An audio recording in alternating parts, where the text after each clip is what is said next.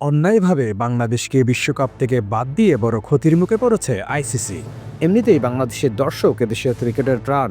বাংলাদেশ বিশ্বকাপে না থাকায় বাংলাদেশি দর্শকের অভাবে ক্ষতির সম্মুখীন হবে আইসিসি, এটা আগে থেকেই জানা ছিল। এক কথায় বলতে গেলে বাংলাদেশবিহীন বিশ্বকাপ এক প্রকার রং হারিয়েছে, এটা বলাই বাহুল্য। বাংলাদেশকে বিশ্বকাপ থেকে বাদ দিয়ে অন্তর্ভুক্ত করা হয়েছে স্কটল্যান্ডকে। কিন্তু প্রশ্ন হচ্ছে, স্কটল্যান্ড কি পারবে কলকাতাবাসীর ক্রিকেটীয় মনের স্বাদ পূরণ করতে? উত্তর হচ্ছে, কখনোই পারবে না। স্কটল্যান্ড যে পারবে না তারই চিত্র এবার আমরা দেখলাম টিকিট বিক্রির চিত্র দেখে।